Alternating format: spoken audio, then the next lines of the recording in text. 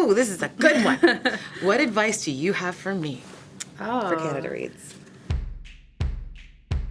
I mean... Win.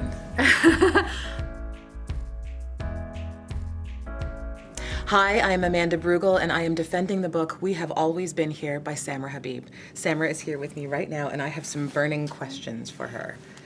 So, question number one, I asked you this yesterday, but what inspired you to write this story? I like to think that I wrote this story as a love letter to my younger self. Oh.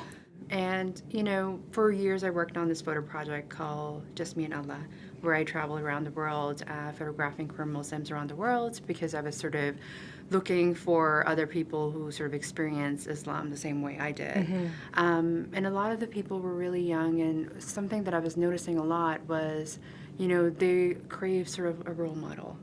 And I thought that maybe by writing this book, I can sort of serve as an example of someone young people can look up to. Yes. Because I find that a lot of times writing that is done about queer Muslims, it's about a lot of trauma. Mm-hmm. And obviously that's a very essential part of my experience, but I also have a lot of joy. Mm-hmm. And there's also a lot of pleasure involved in being a queer person. So I just kind of wanted to set an example. Mm-hmm.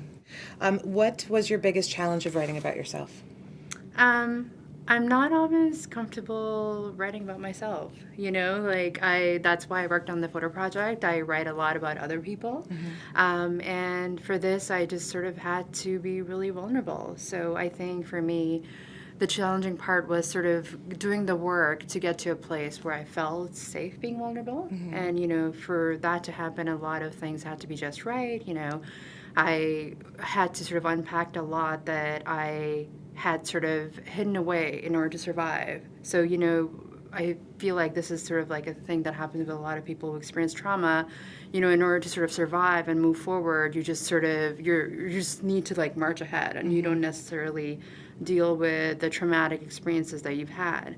But while I was writing the book, I thought that I was ready to sort of unpack that. So in order for me to do that, I had to do a lot of work, whether it was sort of having conversations with my mom, We just being in therapy. Yesterday, therapy. Yes, Yeah. absolutely, Yeah. absolutely. And you mentioned even that in several sessions of therapy, that's what helped you recall memories from the past, Absolutely. which is amazing. Yeah. I also think it's a huge incentive for people to go to therapy. Yes, absolutely. What has a reaction to the book been like? It's been, it's been really positive. I don't know if I'm like jinxing myself, but my siblings are really proud of me. And it's really interesting. I thought when I was writing the book, as I mentioned earlier, I thought my audience would be like young queer Muslims, which is why I'm always delighted and surprised when someone who I did not at all think would be my audience comes up to me and shares that the book really resonated with them. Like, older women who've been married forever and are in their 70s, I'm always really surprised and delighted. And, I feel like as a writer, it is our job to sort of be observers and to write things that sort of echo what everyone else is feeling. So perhaps I've done an effective job at sort of creating a universal experience as opposed to... Yeah, I think you have.